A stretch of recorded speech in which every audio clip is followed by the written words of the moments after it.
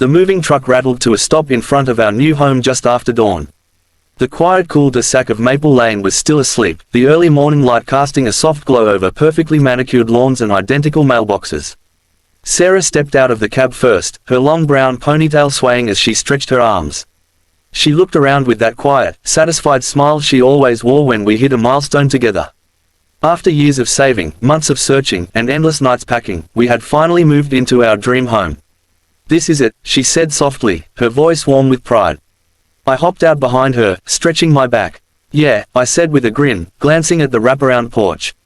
"Feels good to finally be here, doesn't it?" Sarah smiled but didn't answer. She was already grabbing a pair of boxes from the back of the truck, her movements precise, almost military.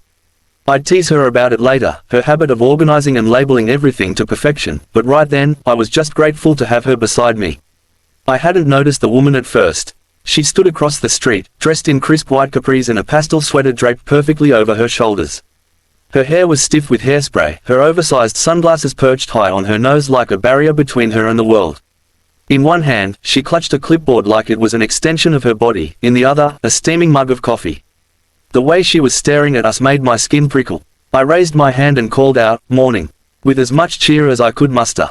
After all, we were the new folks in town. Being friendly seemed like the right play. She didn't wave back, didn't even smile, just narrowed her eyes and scribbled something on her clipboard. I shook it off and got to work. Boxes, furniture, bags, I lost count of how many trips I made from the truck to the porch. Sarah worked in tandem with me, her steps light, her focus absolute. But the longer we worked, the more I noticed her watching us, that same woman, pacing now, muttering under her breath as she tapped her pen on the board in sharp, rhythmic bursts. Then it happened. Sarah had just stepped onto the porch with a heavy box labeled Kitchen Essentials when the woman came striding across the street. The sharp click of her sandals on the asphalt was the only warning we got before she barked, "Excuse me. You can't be here yet." Sarah froze mid-step, blinking in confusion. "I'm sorry," she said, adjusting the box in her arms. "You heard me," the woman snapped, her voice tight and cold. "Move-in isn't allowed until after the HOA performs a final inspection. And those boxes," she pointed a manicured finger at the driveway, "are a violation of Section 12B of the community guidelines. We don't allow clutter visible from the street." I exchanged a look with Sarah. She set the box down gently, straightened her spine, and gave the woman a polite but measured smile. "We closed on this house 3 days ago," she said, her voice calm but firm. "We're just moving our things inside." The woman's lip curled. "I don't care what you think you did. Without my clearance, you have no right to be here. And believe me, I will not have people breaking the rules in my neighborhood." I stepped forward, trying to defuse the situation before it escalated. "Ma'am, there must be some misunderstanding. We have all the paperwork, and—" "Enough," she cut me off sharply, already pulling out her phone. "This is why we have rules. I'm calling the police. Let them sort this out." "Wait, what?" I started, but she'd already turned her back to us, pacing as she dialed. "Yes, this is Karen Johnson," she said into the phone, her voice dripping with self-importance. "I'm the HOA president at Maple Lane Estates. We have trespassers at 214 Maple. Yes, they're unloading boxes. Yes, I need an officer here now." Sarah exhaled slowly, setting her box down beside her on the porch. Her face was calm, too calm, and that told me everything. She was angry, but she was controlling it, channeling it into the kind of icy composure that only years of discipline could teach. "You might want to reconsider," Sarah said evenly, her gaze steady on Karen. Karen spun around, her phone still pressed to her ear. "And why would I do that? You clearly have no respect for the rules. People like you." Sirens cut through the air before she could finish. A black and white sheriff's SUV rolled into the cul-de-sac, tires crunching on the gravel. The neighbors, who until then had been sneaking peeks from behind curtains, began to appear on porches, their whispers floating through the still morning air. The deputy climbed out first, his hand resting on his belt as he scanned the scene. Then the sheriff stepped out, tall, broad-shouldered, his crisp uniform immaculate, his mirrored sunglasses reflecting the rising sun. Karen marched forward like she was leading a parade. "Officer, thank goodness you're here. These people are trespassing. They moved in early, without inspection, and they're blocking the street. I told them to leave, but they refused. You need to remove them immediately." The sheriff's gaze swept over the driveway, the boxes, then finally landed on Sarah, standing tall by the porch, her arms crossed loosely over her chest, calm and unshaken. For a moment, everything seemed to freeze. Then, in a sharp, practiced motion, the sheriff straightened to attention and raised his hand in a salute. Major Williams, he said, his voice formal and loud enough for the whole neighborhood to hear. Ma'am, I didn't know you were back stateside. Welcome home. The collective gasp from the neighbors was almost comical. Karen blinked, her jaw dropping as color drained from her face. Major, she stammered, glancing between Sarah and the sheriff like she couldn't quite process what she was seeing. Sarah gave the sheriff a small nod, her expression unreadable but her voice cool. At ease, Sheriff, she said simply, returning his salute with effortless precision. The deputy's mouth hung open. Even I had to bite the inside of my cheek to keep from grinning. Karen sputtered, clutching her clipboard like a lifeline. I didn't know, you should have said something. Sarah tilted her head slightly, her tone razor sharp but polite. Said what, exactly? That I served this country for 20 years. That I outranked the very sheriff you just called on me. No, Karen, I don't think that's something I needed to announce while carrying moving boxes.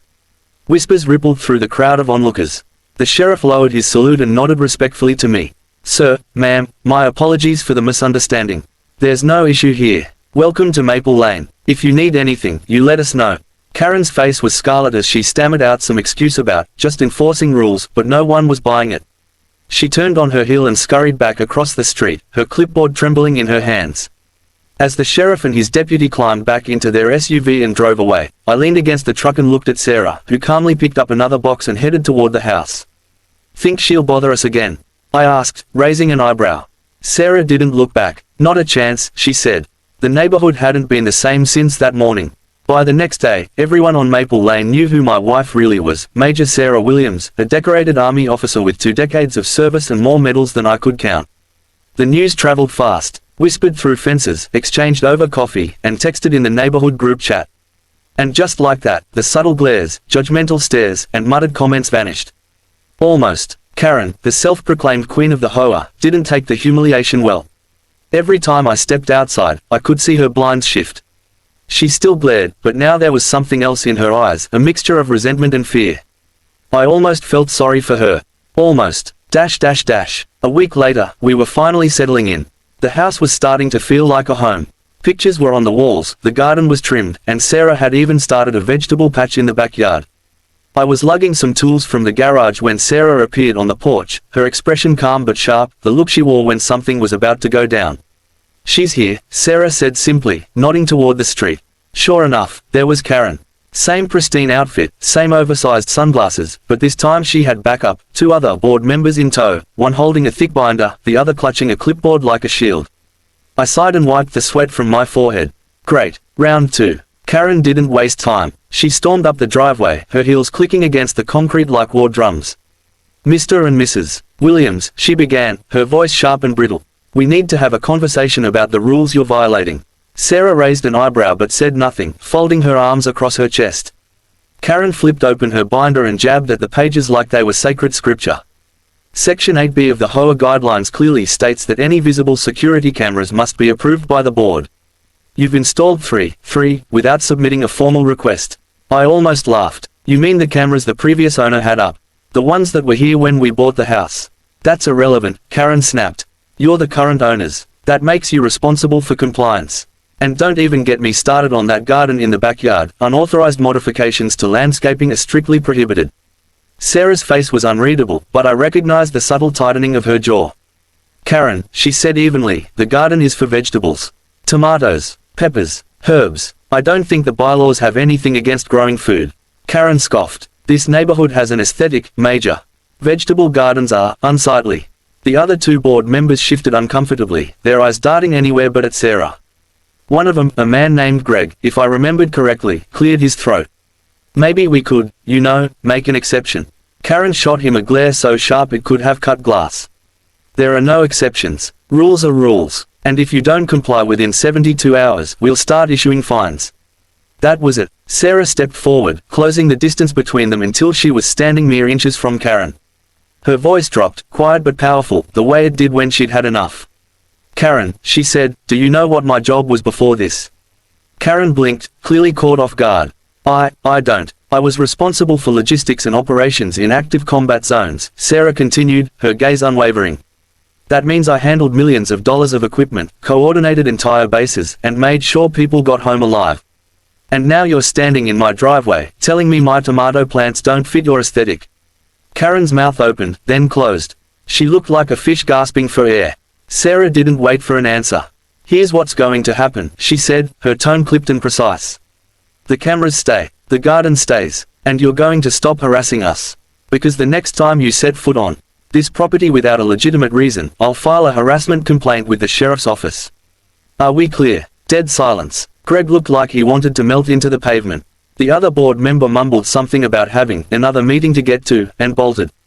Karen, to her credit, tried to salvage what little dignity she had left. She adjusted her sunglasses, lifted her chin, and said, "This isn't over, Major. The HOA has rules for a reason."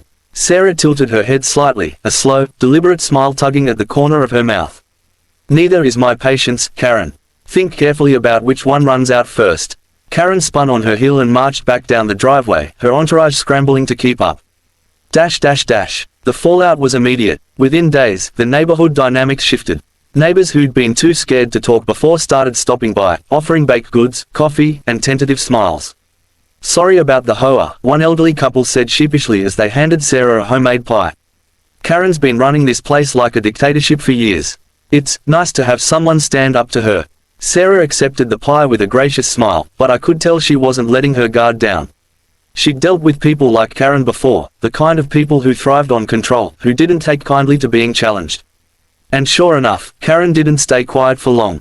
We started noticing little things, anonymous courtesy notices in our mailbox, passive-aggressive emails about upholding the neighborhood standard, and even a complaint filed with the city about our unauthorized landscaping. None of it stuck, of course.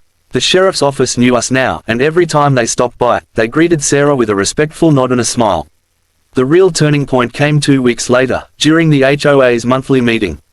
Sarah didn't plan to attend at first, but after the third violation notice in a week, she decided it was time.